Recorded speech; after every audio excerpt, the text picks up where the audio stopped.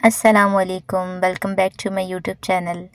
امید کرتی ہوں آپ سب خیر خیریت سے ہوں گے۔ تو چلیں سٹارٹ کرتے ہیں میرے محرمہ پارٹ 2 کی قسط نمبر 3۔ یتیم خانے کے کمرے میں دھوپ کی نرم شعاعیں کھڑکیوں سے چھن کر فرش پر سنہری دھبے بکھیر رہی تھیں۔ 7 سالہ لڑکی جس کے لائٹ براؤن گھنگرالے بال تھے، بستر پر ایک طرف بیٹھ کر اپنے کھلونے ترتیب دے رہی تھی۔ ہر رنگین بلاک اور گڑیا کو اپنے چھوٹے ہاتھوں میں اٹھا کر وہ غور سے ایک دوسرے کے ساتھ جوڑتی۔ کبھی بلاکس بے قابو ہو کر گرتے تو وہ ہلکی سی سانس چھوڑ کر فوراً انہیں اٹھا لیتی، اور پھر اس کے ننھے لبوں پر وہ نرم سی مسکراہٹ ابھرتی جو اندرونی سکون اور حوصلے کی علامت تھی۔ وہ اپنی گڑیا کے بال سنوارتی، کبھی رنگین پینسلیں پکڑ کر کاغذ پر عجیب و غریب شکلیں بناتی تو کبھی گڑیا کے بال سنوارتی۔ ہر سرسراہتی ہوا کے جھونکے پر اس کے کانوں کے پیچھے اٹکی لٹیں چہرے پر جھول جاتی، اور وہ چھوٹے ہاتھوں سے بار بار انہیں کان کے پیچھے اڑس دیتی۔ اس کی آنکھیں روشن تجسس سے چمک رہی تھیں۔ کبھی وہ کتاب کے رنگین صفحات میں اپنے چھوٹے خواب تلاش کرتی، کبھی کھلونے کے بلاکس میں اپنے مستقبل کی دنیا بنتی۔ ہر حرکت، ہر جھٹکا، ہر مسکراہٹ اس کی امیدوں، خواہشوں اور بچوں جیسی معصوم خود اعتمادی کو ظاہر کر رہی تھی۔ پورا کمرہ اس کی مصروفیت اور کھیل کی نرمی سے روشنی میں نہا رہا تھا۔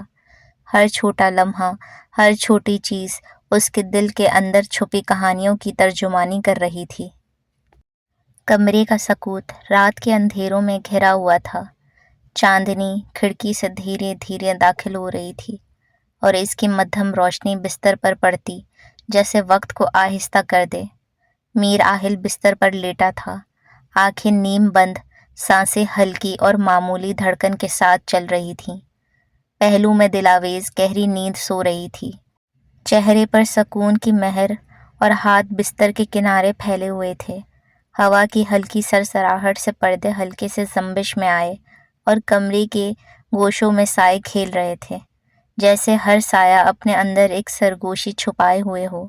اچانک فون کی گھنٹی نے رات کی خاموشی کو چیر دیا، ایک زوردار مگر غیر متوقع شور جو دل کی دھڑکنیں فوراً تیز کر گیا۔ میر آہل کی آنکھیں فوراً کھل گئیں، سکون کی وہ حالت ٹوٹ گئی، اور وہ یکدم اٹھ کر بیٹھ گیا۔ اس کی پیشانی پر ہلکی شکن، آنکھوں میں حیرت، اور چہرے پر اچانک احتیاط کی جھلک نمودار ہوئی تھی۔ اس نے ایک لمحے کے لیے نظر دلاویز پر ڈالی۔ اس کا چہرہ سکون میں ڈوبا ہوا تھا، مگر اس کے نرم کانپتے ہونٹ نیند کی حالت میں بھی ایک خاموشی کی علامت دے رہے تھے۔ میر آہل نے سانس روک کر خود کو سنبھالا، کسی بھی حرکت میں شور نہ کرنے کی کوشش کی۔ فون اس کے ہاتھ میں تھا، اسکرین کی روشنی میں ایک بار پھر وہ منحوس نمبر جگمگایا جو دن بھر اس کا پیچھا کرتا رہا تھا۔ میر آہل کے ہاتھ ہلکے سے لرزنے لگے، انگلیاں اسکرین پر جم گئیں، اور اس کے ہونٹ ذرا کانپے۔ وہ خاموشی سے بستر سے اٹھا، ہر قدم آہستہ اور محتاط۔ کمرے کے دروازے تک پہنچتے پہنچتے اس کی سانسیں اب تیز ہو رہی تھیں، اور دل کی دھڑکنیں کانوں میں گونج رہی تھی۔ ایک لمحے کے لیے اس نے دروازہ کھول کر باہر جھانکا۔ راہداری سیاہ اور خالی تھی، صرف مدھم روشنی دیوار پر پڑ رہی تھی۔ اس نے یس کا بٹن دبا کر فون کان سے لگایا تو دوسری جانب سے ایک نرم مگر لرزتی ہوئی آواز گونجی، آہل؟ کافی عرصہ بعد اس کی سماعتوں نے یہ آواز سنی تھی۔ میر آہل کے چہرے پر عجیب سا تاثر ابھرا تھا۔ رات کی سرد ہوا اچانک جیسے اس کی پیٹھ کے بل رینگ گئی ہو۔ کمرے کے باہر کے خاموش سناٹے میں اس عورت کا ہر لفظ، ہر سانس اس کے دل میں سنسناہٹ پیدا کر رہا تھا۔ اس نے پلٹ کر دروازے سے اندر کمرے میں جھانک کر دل آویز کو دیکھا جو ہنوس پر سکون سی خواب خرگوشی میں ڈوبی ہوئی تھی، اور پھر دوبارہ سامنے جھک گیا۔ آنکھیں تیز ہو گئیں، ہونٹ ذرا کچک گئے، اور وہ ہر لفظ کو پوری توجہ کے ساتھ سنتا رہا۔ اتنی جلدی بھول گئے مجھے؟ میر آہل کے ہاتھ جکڑ گئے، گردن میں سنسناہٹ اتر گئی، اور اس کے دل کی دھڑکنیں اتنی تیز ہو گئیں کہ لگ رہا تھا کانوں میں بج رہی ہوں۔ اس کی آنکھیں اور زیادہ پھیل گئیں، چہرے پر ایک عجیب سا خوف اور تجسس کا امتزاج چھا گیا تھا۔ مجھے بار بار کال کر کے پریشان مت کرو، اس نے بے حد آہستگی سے کہا۔ وہ اچانک اتنے سالوں بعد واپس کیوں آ گئی تھی؟ ان کے درمیان جو تھا وہ تو سالوں پہلے ان دونوں کی مرضی سے ختم ہو گیا تھا۔ پھر اتنے سال بعد وہ کیوں لوٹ کر اس کی زندگی میں آ گئی تھی؟ وہ بھی تب جب وہ اپنی زندگی میں بہت آگے بڑھ چکا تھا، اتنا آگے کہ پلٹ کر پیچھے دیکھنے کی گنجائش ہی باقی نہیں رہی تھی۔ یہ اس کی زندگی کی سب سے بڑی غلطی تھی، جو نہ جانے اس کی زندگی میں کون سا طوفان برپا کرنے والی تھی۔ اس نے بیزاریت سے بھری گہری سانس لی۔ دل آویز کی نیند کسی اندیکھے اضطراب سے اچانک ٹوٹ گئی۔ پلکیں بوجھل تھیں مگر دل بے سبب تیز دھڑک رہا تھا۔ اس نے ہاتھ بڑھا کر بستر کے اس حصے کو ٹٹولا جہاں میر آہل لیٹا کرتا تھا۔ چادر سرد تھی، خالی۔ اس کی پیشانی پر ہلکی سی شکن ابھری۔ وہ آہستہ سے اٹھ بیٹھی۔ کمرے میں نیم تاریکی پھیلی ہوئی تھی۔ پردے ہلکی ہوا سے مدھم زنبش میں تھے اور دیوار پر پڑتی چاندنی سائے کو لمبا کر رہی تھی۔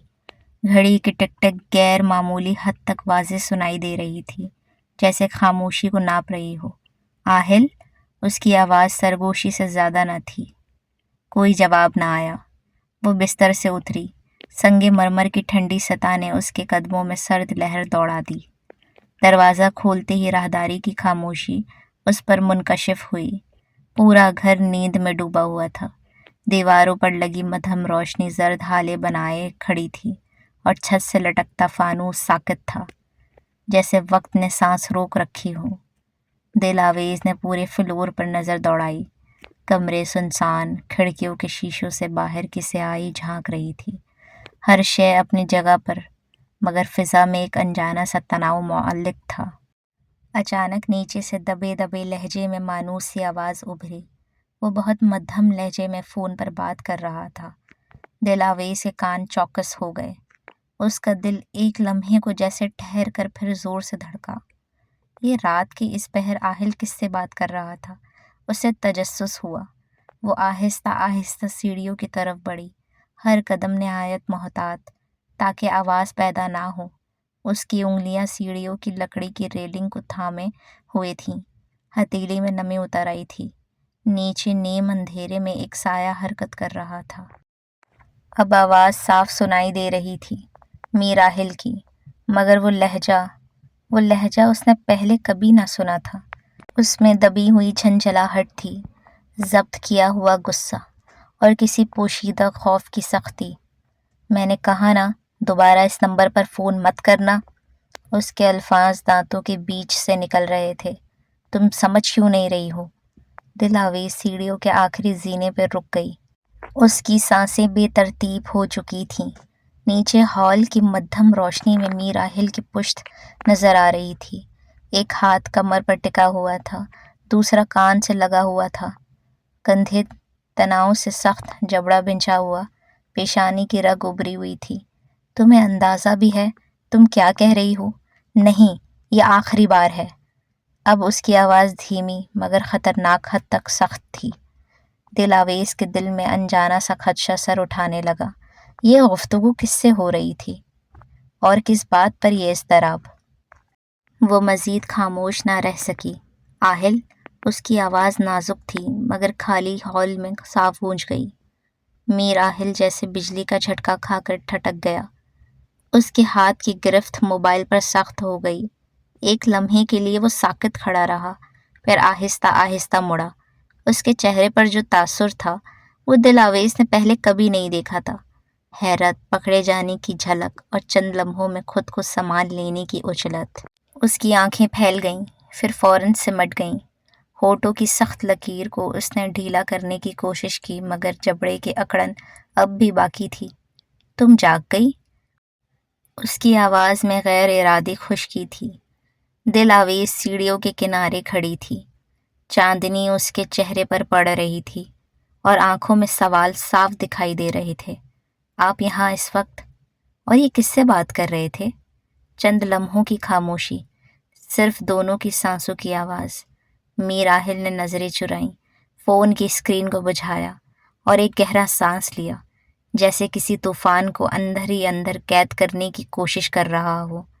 رات کی خاموشی اب پہلے جیسی نہ رہی تھی، اس میں ایک راز شامل ہو چکا تھا، اور دلاویز نے پہلی بار محسوس کیا کہ شاید اس گھر کی دیواروں کے بیچ کوئی ایسی بات جنم لے چکی ہے جس کی بازگشت ابھی باقی ہے۔ میر راحل نے فون جیب میں ڈالتے ہوئے نگاہیں چرائیں۔ آفس کا مسئلہ تھا، ایک پروجیکٹ چل رہا ہے دبئی والوں کے ساتھ، وہاں ابھی دن ہے اس لیے بار بار کال کر رہے تھے۔ اس نے ہلکی سی جنجلاہٹ سے سانس خارج کی۔ میں نے کہا تھا کل بات کریں گے، مگر کچھ لوگ سمجھتے نہیں۔ میر راحل کی بات ختم ہوئی تو ہال میں چند لمحوں کے لیے خاموشی چھا گئی۔ دلاویز نے اسے بغور دیکھا۔ چاندنی اور ہال کی مدھم روشنی کے امتزاج میں اس کا چہرہ صاف دکھائی دے رہا تھا۔ وہ بظاہر پرسکون نظر آنے کی کوشش کر رہا تھا، مگر اس کی سانسوں کی بے ترتیبی اور جبڑے کی ہلکی اکڑن ابھی تک باقی تھی۔ اتنی رات گئے؟ دلاویز کی آواز دھیمی تھی، مگر اس میں بے ساختہ تشویش شامل تھی۔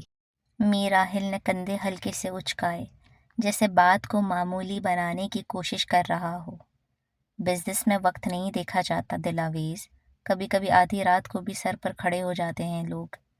اس نے بات ختم کرتے ہوئے نظریں اس سے ہٹا لی اور ہال کے کونے میں رکھی شیشے کی میز پر پڑی فائلوں کی طرف دیکھنے لگا، گویا اچانک وہی زیادہ اہم ہو گئی ہوں۔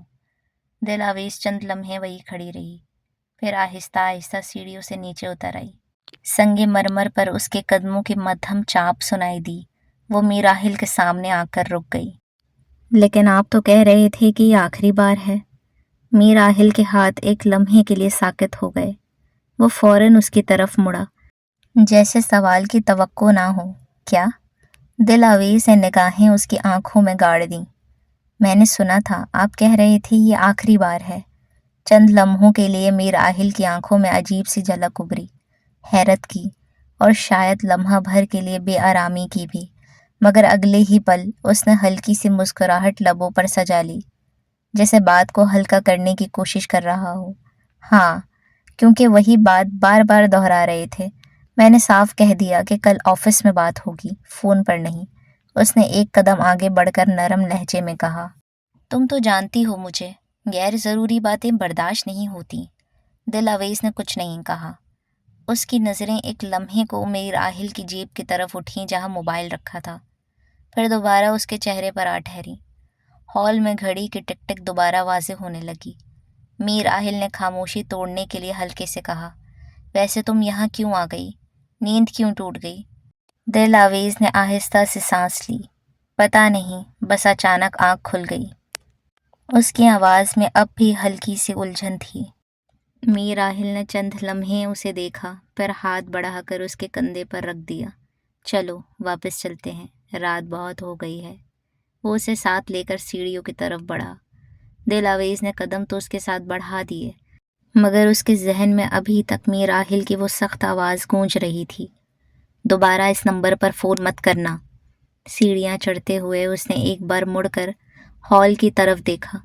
نیچے سب کچھ پہلے جیسا پرسکون تھا، مگر اس کے دل میں ایک ہلکی سی بے چینی جاگ چکی تھی، اور اس پل اسے پہلی بار محسوس ہوا تھا کہ شاید میر راحل نے اسے سب کچھ نہیں بتایا تھا، کچھ پوشیدہ تھا، مگر کیا؟ ہاں جی، تو یہاں ہم نے پڑھا کہ میر راحل دلاویز سے کچھ چھپا رہا ہے۔ تو آپ لوگ مجھے بتائیے گا کہ آپ کو کیا لگتا ہے کہ میر راحل اس بار کیا کھچڑی پکا رہا ہے۔ لیٹس سی آپ کے ذہن میں کیا آتا ہے۔ خیر، آگے بڑھتے ہیں۔ لندن کے مضافات میں واقع وہ یتیم خانہ، جس کی پرانی اینٹوں پر وقت کی گرد صاف جھلک رہی تھی، آج غیر معمولی طور پر روشن نظر آ رہا تھا۔ داخلی دروازے پر سادہ سا بینر آویزا تھا، سالانہ تقریب بہبود اطفال۔ احاطے میں بچوں کی ہلکی ہنسی، کہیں دبی دبی سرگوشیاں اور کہیں دور سے آتی تالیوں کی مدھم آواز ماحول میں زندگی کا رنگ بھر رہی تھیں۔ نرم دھوپ صحن میں کھڑے درختوں کی شاخوں سے چھن کر زمین پر بکھر رہی تھی، جیسے ہر کرن اپنی جگہ ٹھہر کر اس لمحے کو مکمل بنانا چاہتی ہو۔ الہان اور انگزیب اپنی سیاہ اوور کوٹ کی جیبوں میں ہاتھ ڈالے سنجیدہ انداز میں اس عمارت کے دروازے پر رکا۔ اس کی آمد کسی تشہیر کا حصہ نہیں تھی، نہ ہی میڈیا کو خبر تھی۔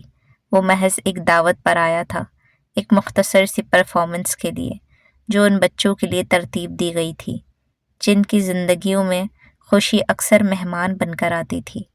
وہ اندر داخل ہوا تو ہال میں پھیلی روشنی اس کی آنکھوں سے ٹکرائی۔ چند لمحے اسے اپنی بصارت کو معمول پر لانے میں لگے، مگر جیسے ہی نظر صاف ہوئی اس نے سامنے بیٹھے بچوں کو دیکھا، ننھے چہرے مختلف کہانیوں کے بوجھ تلے دبے ہوئے، مگر آنکھوں میں چمک پھر بھی باقی تھی۔ الہان نے گہرا سانس لیا، دل بے سبب ہی بے چین ہوا تھا۔ ایک پل، ایک لمحے کے لیے اسٹیج پر جا کر جب اس نے پیانو کے سامنے بیٹھنے کے لیے قدم بڑھائے، ایک نظر سامنے موجود مجمع پر ڈالی۔ ہال کے وسط میں بہت سے بچے موجود تھے۔ وہاں سب سے پیچھے ایک چھوٹی سی بچی بیٹھی تھی۔ باقی بچوں کے برعکس وہ نہ تالیاں بجا رہی تھی، نہ ہی کسی سے بات کر رہی تھی۔ خاموش، بالکل خاموش۔ اس کے بال بے ترتیب سے تھے، جیسے کسی نے جلدی میں سمیٹنے کی کوشش کی ہو مگر کامیاب نہ ہوا ہو۔ ہلکے نیلے رنگ کا فراک جو شاید کبھی نیا رہا ہوگا اب دھندلا سا ہو چکا تھا، مگر اس کی آنکھیں، الہان کی انگلیاں پیانو کی چابیوں پر رک گئیں۔ وہ آنکھیں عجیب تھیں، بڑی، گہری اور کسی انجانے درد سے بھری ہوئی۔ ایسا لگا جیسے وہ بچی اسے دیکھ نہیں رہی بلکہ خاموشی سے اسے محسوس کر رہی ہو۔ اس کی آنکھیں بہت گہری تھیں، بہت خاموش۔ وہ آنکھیں اس نے پہلے بھی دیکھی تھیں، کہاں، یاد نہیں آ رہا تھا۔ وہ بے ساختہ اس کی آنکھوں میں کھو گیا۔ ایک لمحے کو وقت جیسے ٹھہر سا گیا تھا۔ وہ دونوں ایک دوسرے کو براہ راست دیکھ رہے تھے۔ 400 رونق تھی، مگر وہ ویرانی جو دونوں سمت چیخ رہی تھی اپنے اندر گہرے راز دبا کر بیٹھی تھی۔ مسٹر الہان، پھر کسی نے پکارا۔ یکدم اس کی سوچوں کا تسلسل ٹوٹا۔ وہ چونکا، جیسے کسی خیال سے باہر نکلا ہو، اور فوراً خود کو سنبھالتے ہوئے ہلکی سی مسکراہٹ کے ساتھ سر ہلایا۔ اس کی انگلیاں چابیوں پر چلنے لگیں اور ہال میں ایک مدھم نرم دھن بکھر گئی، مگر اس کی توجہ بار بار اس سمت اٹھ رہی تھی جہاں وہ بچی کھڑی تھی۔ وہ بچی اب بھی اسی طرح بیٹھی تھی، خاموش۔ دھن ختم ہوئی تو ہال تالیوں سے گونج اٹھا، مگر الہان کے کانوں میں وہ شور مدھم پڑ گیا۔ تقریب لمبی چلی تھی، لیکن اس کی نظریں صرف اس بچی کو تلاش کر رہی تھیں۔ تقریب کے بعد جب لوگ آہستہ آہستہ منتشر ہونے لگے، الہان بے اختیار اس کونے کی طرف بڑھا جہاں جانے کے لیے مڑ رہی تھی۔ سنو، اس کی آواز غیر ارادی طور پر نکل گئی۔ بچی رکی، آہستہ سے پلٹی۔ ان دونوں کے درمیان چند قدموں کا فاصلہ تھا، مگر اس لمحے وہ فاصلہ بھی کسی انجانی کشش سے بھرا ہوا محسوس ہو رہا تھا۔ الہان اس کے سامنے پنجوں کے بل بیٹھ گیا۔ اس نے پہلی بار اسے قریب سے دیکھا۔ اس کے چہرے پر معصومیت تھی، مگر وہ عام بچوں جیسی نہ تھی۔ وہ مسکراہٹ جو ہونی چاہیے تھی موجود نہیں تھی۔ تمہارا نام کیا ہے؟ اس نے نرمی سے پوچھا۔ بچی نے چند لمحے اسے دیکھا، پھر آہستہ سے شانے اچکائے۔ امید۔ میرا نام امید ہے، سادگی سے جواب دیا گیا۔ لہجے میں ایک ہلکی سی تھکن شامل تھی جو اس عمر کے بچوں میں کم ہی ہوتی ہے۔ الہان کو تعجب ہوا۔ امید۔ الہان اس کا نام زیر لب دہراتے ہوئے ہلکا سا مسکرایا۔ میری آواز کیسی لگی؟ بچی نے نظریں جھکا کر اپنے ہاتھوں کی انگلیاں آپس میں الجھائیں، پھر آہستہ سے کہا، اچھی تھی، تھوڑی سی اداس بھی۔ الہان کے دل میں جیسے کسی نے ہلکی سی دستک دی۔ اداس؟ بچی نے سر ہلایا۔ ہاں، جیسے کسی کو یاد کر رہے ہوں۔ یہ کہہ کر وہ خاموش ہو گئی۔ الہان کے لیے یہ جملہ غیر متوقع تھا۔ وہ مسکرایا۔ اس نے غور سے اس چہرے کو دیکھا، جیسے وہ اس ننھی سی شخصیت کے اندر چھپی کسی انکہی کہانی کو پڑھنے کی کوشش کر رہا تھا۔ تمہیں موسیقی میں دلچسپی ہے؟ بچی نے چند لمحے توقف کیا، جیسے جواب دینے سے پہلے کچھ سوچ رہی ہو۔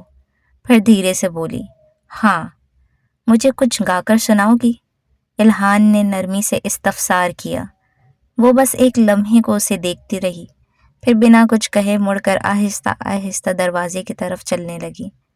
ہال اب تقریباً خالی ہو چکا تھا، مگر اس کے اندر ایک انجانی سی کیفیت باقی تھی۔ الہان پنجوں کے بل بیٹھا اس کی پشت گھورتا رہا، پھر کالر جھاڑتے ہوئے کھڑا ہو گیا۔ اس کے اندر ایک عجیب سی بے چینی سر اٹھانے لگی تھی۔ اس نے آنکھوں پر سیاہ گوگلز گرائے اور اپنے گارڈز کے ساتھ بیرون دروازے کی جانب بڑھ گیا۔ بظاہر یہ ایک عام سی ملاقات نظر آ رہی تھی، لیکن اسے یہ علم نہ تھا کہ یہ عام سی ملاقات اس کی زندگی میں کون سا قہر ڈھانے والی تھی۔ شام اپنے سائے آہستہ آہستہ حویلی کے صحن میں پھیلا رہی تھی۔ قدیم دروازے ہوا کے دباؤ سے ہلکے ہلکے چرچرا رہے تھے، جیسے ہر جنبش کے ساتھ ماضی کا کوئی زخم تازہ ہو جاتا ہو۔ میر خلیل کے کمرے میں عجیب سی یاسیت پھیلی ہوئی تھی۔ جہاں کبھی وقار بسیرا کرتا تھا، آج بے بسی کی آخری حد پر کھڑا تھا۔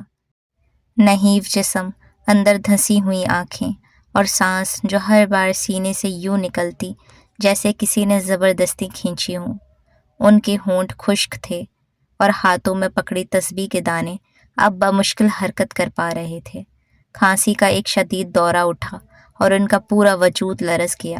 کھو کھو آواز کمرے کی نمی زدہ دیواروں سے ٹکرا کر واپس آئی، مگر سننے والا کوئی نہ تھا سوائے ایک شخص کے۔ کمرے کے دروازے کے پاس جلالی کھڑا تھا، سر جھکائے، آنکھوں میں بے بسی کا سمندر لیے۔ وہ آگے بڑھنا چاہتا تھا، اپنے مالک کو سہارا دینا چاہتا تھا۔ ایک عمر کاٹی تھی ان کی خدمت میں، مگر اس کے قدم جیسے زمین میں گڑ گئے تھے۔ ان کی بے بسی جلالی سے دیکھی نہیں جا رہی تھی۔ اچانک دروازہ زور سے کھلا، جیسے سونامی آ گیا ہو۔ کہاں رکھا ہے؟ کریم کی لڑکھڑائی ہوئی آواز کمرے میں گونجی۔ وہ نشے میں تھا، آنکھیں سرخ، بال بکھرے ہوئے، کپڑے بے ترتیب اور چہرے پر وہ بکھرا ہوا غصہ جو انسان کو انسان نہیں رہنے دیتا۔ وہ سیدھا الماری کی طرف بڑھا اور دروازہ جھٹکے سے کھولا۔ کپڑے، کاغذات، پرانی فائلیں سب کچھ زمین پر گرانے لگا۔ مجھے معلوم ہے کہیں نہ کہیں رکھا ہوگا۔ اس کی آواز میں جنون تھا۔ جلالی کا دل زور زور سے دھڑکنے لگا۔ چھوٹے مالک، اس نے ہمت کر کے پکارا، مگر آواز خود اس کے حلق میں اٹک گئی، کیونکہ اب نہ پہلے جیسا رتبہ تھا، نہ پہلی جیسی طاقت۔ کریم نے ایک نظر اس کی طرف ڈالی، وہ نظر جس میں نہ پہچان تھی نہ لحاظ۔ چپ رہو تم، وہ جھلایا، پھر میز کی طرف بڑھا اور دراز کھول کر ساری چیزیں زمین پر الٹ دیں۔ شیشے کا ایک فریم بھی ساتھ گرا۔ ٹوٹنے کی آواز کمرے میں گونجی۔ وہ ایک پرانی تصویر تھی، بی جان اور میر رحمان کی۔ کریم کا پاؤں اس پر پڑا، شیشہ مزید چٹک گیا۔ جلالی کی آنکھوں میں نمی تیر گئی۔ وہ تصویر اس گھر کے بہتر دنوں کی آخری نشانیوں میں سے ایک تھی۔ ادھر بستر پر لیٹے میر خلیل نے بمشکل آنکھیں کھولی۔ ان کی دھندلائی ہوئی نظر اپنے بیٹے پر پڑی، وہی بیٹا جس کے لیے انہوں نے دنیا سے لڑائیاں مول لیں، جسے اپنے نام، اپنے وقار، اپنی ہر خوشی کا وارث بنایا، اور آج وہی بیٹا ان کے سامنے کھڑا تھا، اجنبی بن کر۔ نشے کی لت اور جوئے کی بری عادتوں نے سب کچھ تباہ و برباد کر دیا تھا۔ کریم، ان کی آواز ٹوٹی ہوئی تھی، جیسے ہر لفظ کے ساتھ جان نکل رہی ہو۔ کریم نے پلٹ کر دیکھا، مگر اس نظر میں کوئی لحاظ، کوئی احساس نہ تھا۔ پیسے کہاں ہیں؟ وہ چیخا۔ میر خلیل کے لب کانپے، آنکھوں میں ایک لمحے کو نمی چمکی۔ میرے پاس کچھ نہیں بچا بیٹا، یہ الفاظ جیسے کمرے میں دفن ہو گئے۔ کریم کے چہرے پر غصہ مزید بھڑک اٹھا۔ وہ تیزی سے آگے بڑھا اور بستر کے قریب آ کر جھکا۔ جھوٹ مت بولیں آپ، اس کی آواز میں تلخی زہر بن کر گھل رہی تھی۔ سب کچھ اس کمینے آہل کے لیے بچا کر رکھا ہے اور میرے لیے پھوٹی کوڑی نہیں۔ میر خلیل نے آنکھیں بند کر لیں، ایک آنسو کنپٹی سے ہوتا ہوا تکیے میں جذب ہو گیا۔ ہمیشہ سے یہی تو ہوتا آیا ہے میرے ساتھ۔ آہل کو حویلی، کھیت، سب کچھ ملا، یہاں تک کہ دل آویز بھی، اور वो गुस्से से फुंकारा। नशे ने सब कुछ भुला दिया था उसे, मगर कुछ नहीं भूला था तो वो बेइज्जती जो दिलावेज की वजह से मीर आहिल की जानिब से उसे मिली थी। सब कुछ तुम पर ही तो लुटा दिया था। या सरगोशी थी, या एक टूटे दिल का आखिरी एतराफ़, समझना मुश्किल था। करीम ने झंझलाकर करीब रखी मेज़ को लात मारी। मेज़ एक तरफ उलट गई और इस पर रखा पानी का गिलास ज़मीन पर गिरकर बिखर गया। कमरे में एक लम्हे को मुकम्मल खामोशी छा गई। सिर्फ टूटे शीशे की हल्की सी खनक और मीर खलील की बिखरती सांसें बाकी थीं। जलाली से ये सब देखा ना गया। वो तेज़ी से आगे बढ़ा और कांपती हुई आवाज़ में बोला, खुदा के लिए छोटे मालिक, ये आप क्या कर रहे हैं? ये आपके बाप हैं। करीम ने उसे धक्का देकर पीछे कर दिया। बाप? वो तंजिया हंसा, एक खोखली बेजान हंसी। बाप वो होता है जो बेटे को कुछ दे, ये नहीं कि सब कुछ खत्म करके खुद बिस्तर पर पड़ जाए। ये जुमला जैसे फिजा को चीर गया। मीर खलील के चेहरे पर एक गहरा साया आया। उनकी उंगलियां तस्बीह के दानों पर रुक गईं। वो मजीद कुछ ना कह सके, बस आंखें दरवाजे की सिमत जम गईं, इस दरवाजे की तरफ जहां से कभी खुशियां अंदर आया करती थीं। कमरे में अंधेरा गहरा होने लगा। करीम अब भी चीजें उलट पुलट कर रहा था। जलाली एक कोने में खड़ा लरसती आंखों से सब कुछ देख रहा था, और बिस्तर पर पड़े मीर खलील, जो अपने ही घर में अपनी ही औलाद के हाथों खामोशी से जलील हो रहे थे। वो हवेली जो कभी गांव की शान थी, आज एक जिंदा लाश बन चुकी थी, और इसके अंदर रिश्ते दफन हो रहे थे। अच्छा, जब मैं किस्त को रीड कर रही होती हूँ ना, तो मैं साथ साथ थोड़ा सा ना कुछ लफ्ज़, कुछ सीन्स को ना मैं इम्प्रोवाइज़ भी कर रही होती हूँ। और इंशाल्लाह जब ये नॉवल किताबी सूरत में आएगा ना, तो वो सारी चेंजेस, वो सारी एडिटिंग आपको एडिटेड वर्जन ही मिलेगा मेरे मेहरमा पार्ट 2 का। मेंशन के वसी बाग में शाम अपनी आखिरी सांसें ले रही थी। सुनहरी रोशनी आहिस्ता आहिस्ता मद्धम होकर सब्ज़ घास पर बिखर रही थी, जैसे दिन अपनी थकन ज़मीन के हवाले कर रहा हो। दरख्तों की बुलंद शाखों से हल्की हल्की हवा सरसरा कर गुजर रही थी, और कहीं दूर पानी के फवारे की मुसलसल बहती आवाज़ फिज़ा में एक मध्यम सा सुर घोल रही थी। इसी सुकून में एक बेसकूनी चल रही थी। दिलावेज नंगे पांव घास पर चल रही थी। कदम आहिस्ता थे मगर बेतरतीब। जहन सोचों की भूल भलाइयों में भटका हुआ था। उसके पाँव की उंगलियों से नर्म घास दबती तो एक ठंडी लहर उसके वजूद में दौड़ जाती, मगर आज वो एहसास भी उसे सुकून न दे पा रहा था। उसके बाल ढीले से बंधे हुए थे, चंद लटें बार बार चेहरे पर आकर उलझ रही थीं, मगर वो इन्हें हटाने की भी जहमत नहीं कर रही थी। उसके चेहरे पर वो तस्कीन नहीं थी जो हमेशा उसकी पहचान रही थी। आंखों में एक अनजानी सी उलझन थी, जैसे कोई सवाल मुसलसल जहन में दस्तक दे रहा है और जवाब कहीं दूर खो गया है। अचानक उसके कदम रुक गए और उसके जहन के पर्दे पर परसों रात का मंजर पूरे वजूद के साथ उभर आया था। आहिल ने कभी मुझसे कुछ नहीं छुपाया, फिर अब क्यों? उसने खुद से सरगोशी की। दिलावेज का दिल गहरे इज़्तिराब में था। पीछे से कदमों की हल्की सी आहट ने उसकी सोचों का तसलसल तोड़ा। वो चौंकी नहीं, मगर उसके कंधे जरा तन गए। वो मीर आहिल था जो अभी अभी दफ्तर से लौटा था। हाथ में कोट था, टाई जरा ढीली और चेहरे पर दिन भर की थकन के आसार। मगर जैसे ही उसकी नज़र दिलावेज पर पड़ी तो वो रुक गया, बिल्कुल वहीं। उसके चेहरे पर हैरत की एक हल्की सी लहर आई, जो फिर फौरन फिक्र में बदल गई। दिलावेज नंगे पाँव शाम के इस ढलते वक्त में अकेली थी। ये मंजर मामूल का नहीं था। वो आहिस्ता आहिस्ता उसकी तरफ बढ़ा। कदम मोहतात थे, जैसे वो किसी नाजुक शय के करीब जा रहा हो। दिलावेज? उसकी आवाज़ नरम थी, मगर उसमें छुपी तशवीश वाज़े थी। दिलावेज ने आहिस्ता से पलटकर उसे देखा। वही चेहरा, वही आंखें, मगर आज इनमें एक हल्की सी नमी थी, इज़्तिराब था, जो वो छुपाने की कोशिश कर रही थी। मीर आहिल का दिल धक से रह गया।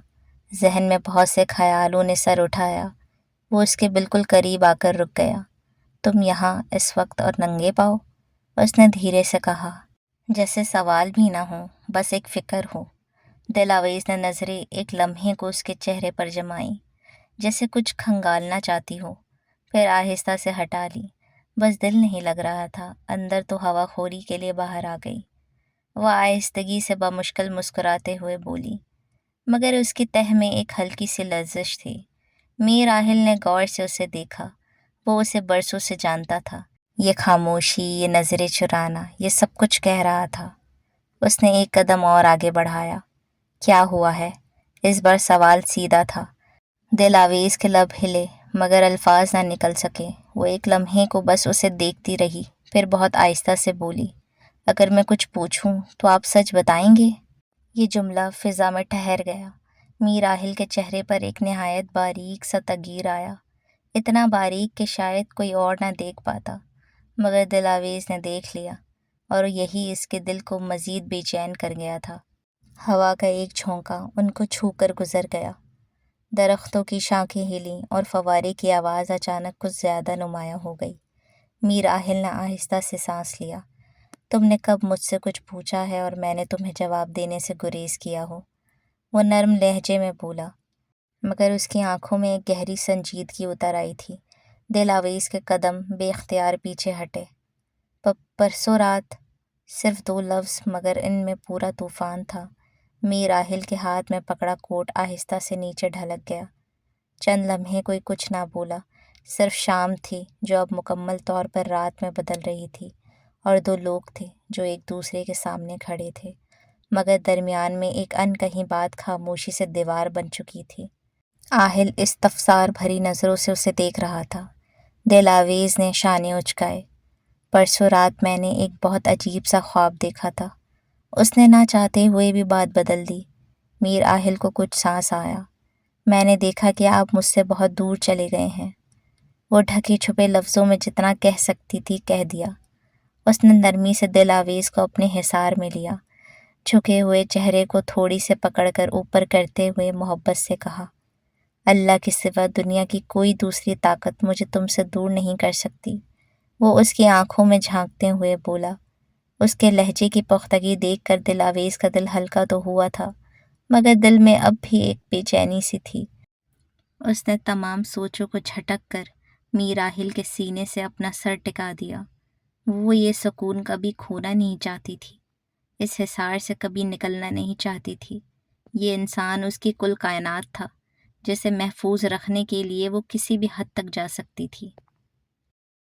چلیں جی، اسی کے ساتھ میرے مہرباں پارٹ 2 کی قسط نمبر 3 بھی ہماری مکمل ہو گئی ہے۔ کمنٹ میں لازمی بتائیے گا کہ آج کے ایپیسوڈ میں آپ کو سب سے زیادہ اچھا کیا لگا، یا کیا انٹرسٹنگ لگا، یا آپ کے ذہن میں میر راہل کے حوالے سے، اس کے کردار کے حوالے سے کیا خیالات ابھرے ہیں۔ اور مجھے آپ سے ایک اور چیز پوچھنی تھی کہ قسط پڑھتے پڑھتے میرے ذہن میں بھی بہت سارے خیالات آ رہے ہوتے ہیں، کوئی بات آ رہی ہوتی ہے تو میں بیچ میں قسط روک کے آپ سے بات کرنے لگ جاتی ہوں، تو یہ چیز کیا آپ کا فلو تو نہیں توڑتی؟ مجھے لازمی بتائیے گا۔ اور اسی کے ساتھ الوداع لیتے ہیں۔ جانے سے پہلے لائک، کامنٹ اور شیئر لازمی کیجیے گا، سبسکرائب کر دیں میرے چینل کو، اور سب سے امپورٹنٹ چیز، بیل آئیکن کو دبانا مت بھولیے گا۔ زیادہ سے زیادہ پیار کریں اور میری چینل کو سپورٹ کریں۔ خوش رہیں، آباد رہیں، ملتے ہیں اگلے قسط میں، تب تک کے لیے فی امان اللہ۔